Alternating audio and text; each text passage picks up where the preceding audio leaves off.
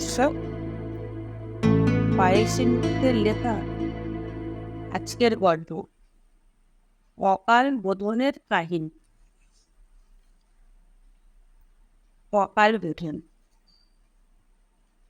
দুর্গাপুজোর প্রসঙ্গ উঠলে এই শব্দটা আমাদের কানে আসে। বড়দের মুখ থেকে গল্প শোনার ফাঁকে হয়তো আমরা অনেকেই কিছুটা জানি, কিন্তু তার চেয়ে একটু বেশি জানতে ইচ্ছে করে কি? ইচ্ছে হওয়াই তো স্বাভাবিক। মায়ের খুঁটিনাটি যেমন সব আমাদের জানা যায়, তেমনই দুর্গা ঠাকুরের সব বিষয়গুলো আমাদের জানার ইচ্ছে করে বই কি। তিনিও তো মা জগজ্জননীকেও তো জেগে উঠতে হবে। আমাদের পূজায়, আমাদের প্রার্থনা থেকে তিনিও শক্তি সংগ্রহ করবেন। তবে না তিনি অসুর নিধনে, পাপ বিনাশে করতে উদ্যোগী হবেন। তাকে জাগিয়ে তোলার নামই হলো বোধন। বোধন শব্দের অর্থ জাগরণ। দেবীকে জাগিয়ে তোলা হয় বোধনের মাধ্যমে। কিন্তু অকাল বোধন কেন? আর দেবীকে জাগিয়ে বা তুলতে হবে কেন? পুরাণে বলে আমাদের বছরের দুভাগ। বৈজ্ঞানিক ব্যাখ্যা হিসাবে বলা যায়, পৃথিবীর উত্তর গোলার্ধ ও দক্ষিণ গোলার্ধ সূর্যের কাছাকাছি থাকার সময়কেই সূর্যের উত্তরায়ণ ও দক্ষিণায়ন বলা হয়। যাই হোক, দক্ষিণায়ন আসলে দেবদেবীদের ঘুমিয়ে থাকার সময়। শ্রাবণ, ভাদ্র, আশ্বিন, কার্তিক, অগ্রহায়ণ, পৌষ, এই সময় সূর্যের দক্ষিণায়ন হয়, যা দেবতাদের রাত্রি। তাই এই সময় তাদের জাগিয়ে তোলার জন্য সাধ্য সাধনা করতে হয়। কিন্তু কেন এই সাধ্য সাধনা? কৃত্তিবাসী রামায়ণের গল্প প্রথমে শোনাই তাহলে। শিবের বরপুত্র ছিলেন রাবণ। শিবের বরের প্রভাবে তিনি অত্যন্ত বলিয়ান। কেউই তাকে ধ্বংস করতে পারবেন না। শিব তো বটেই, রাবণ সেই সঙ্গে শঙ্করী, কালী, দুর্গা অর্থাৎ দেবী দুর্গার বিভিন্ন রূপের পূজা করেন।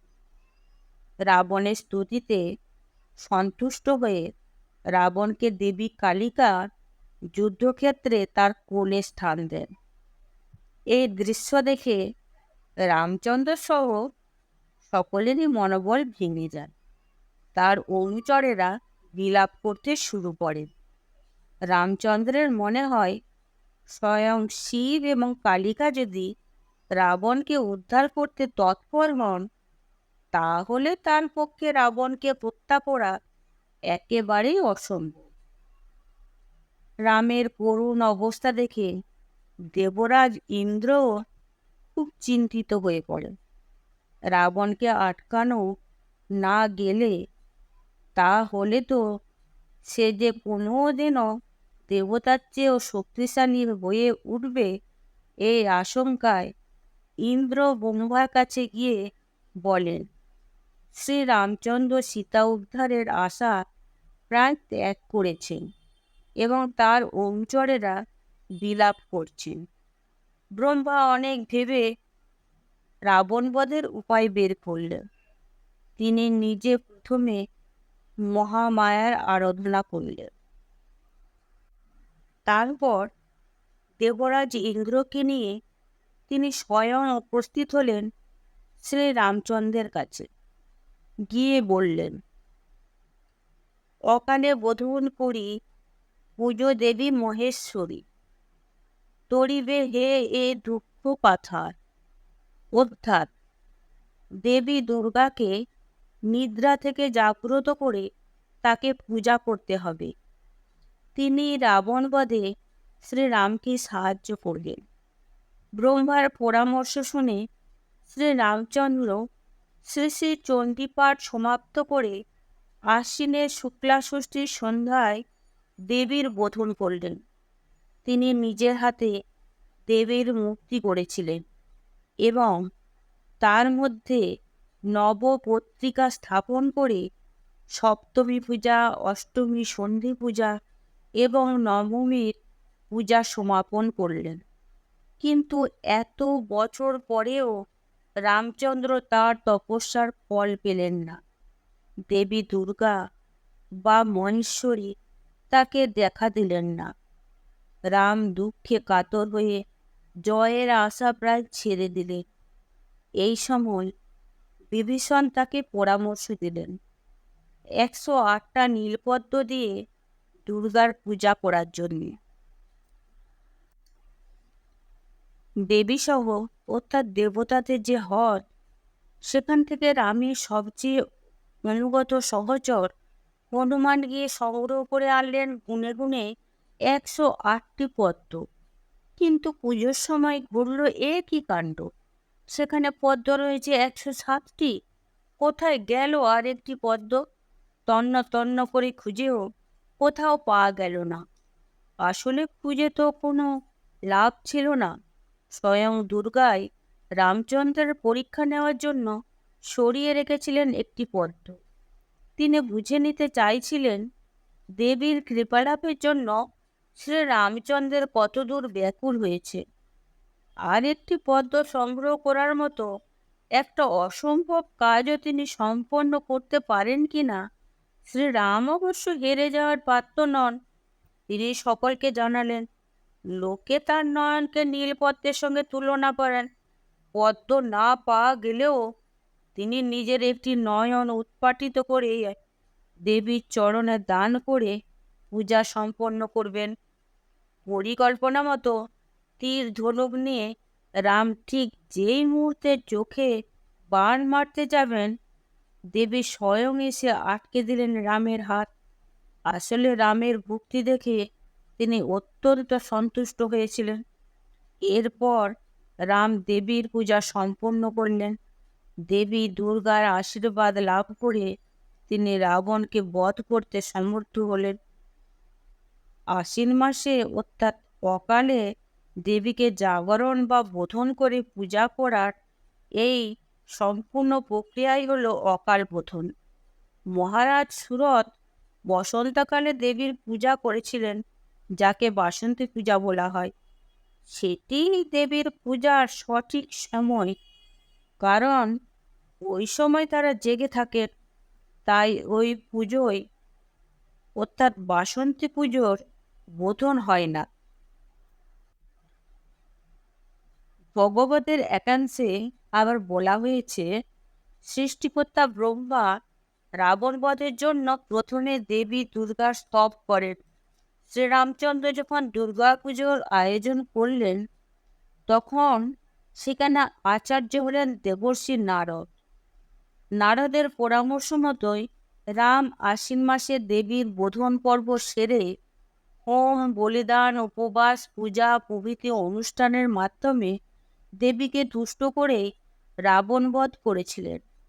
পুজোয় প্রীত হয়েই মহাদেবী রাত্রিতে সিংহের পিঠে চেপে শ্রীরামকে দেখা দেন এবং রাবণ ও অন্যান্য অসুরদের বধের আয়োজন করেন। বোধন প্রসঙ্গে আরও গল্প শোনা যায়। যেমন পুরাণের একাংশে বলা হয় যে রাবণের হাত থেকে নিস্তার পাওয়ার জন্য ব্রহ্মা ও অন্যান্য দেবতারা দেবী দুর্গা স্তব করেছিলেন। তখন দেবী নিজেই তার অপরূপ চণ্ডীর পূজা করার নির্দেশ দেন। চণ্ডী সেই সময় বেল গাছে ঘুমিয়েছিলেন। সকলের স্তবে তিনি জেগে ওঠেন ও দেবতাদের বর দিয়ে বলেন যে রাবণের মৃত্যু হবে, কিন্তু তার জন্য কৃষ্ণা নবমীর তিথি থেকে শুক্লা ষষ্ঠী পর্যন্ত বেলগাছে এবং সপ্তমী থেকে দশমী পর্যন্ত বাড়িতে তার পূজা করতে হবে। অষ্টমী ও নবমী সন্ধিক্ষণে রাবণের দশমুণ্ড ছিন্ন হবে এবং নবমীর বিকেলে রাবণ নিহত হবে। সেই থেকে দুর্গাপূজার এই রূপ চলে আসছে, যেখানে ষষ্ঠীতে বেলপাতা দিয়ে দেবীর বোধন হয় এবং 4 দিন ধরে পূজা হয়। তবে শুনলে অবাক হয়ে যাবে, বিষ্ণুপুরের মৃন্ময়ী মায়ের মন্দিরে এখনো 15 দিন ধরে অর্থাৎ পুরো দেবীপক্ষ জুড়েই কিন্তু দুর্গাপূজা হয়। সেই পুজোয় আবার কামানও ফাটানো হয়। রাম রাবণের যুদ্ধ নয়, এখানে বলেন রোগ মহামারীর হাত থেকে রক্ষা পাওয়ার জন্যই নাকি দুর্গাপূজা হয়? শরৎ ও বসন্ত দুই ঋতুতে রোগের প্রকোপ বেশি এবং এই সময় এই রোগে বহু মানুষের মৃত্যুও হয়। দুর্গা মানুষের এই দুর্গতি নাশ করেন বলেই তিনি দুর্গতি নাশিনী। শরৎকালে শারদীয়া দুর্গা ও বসন্তকালে বাসন্তী দুর্গা পূজা হয়।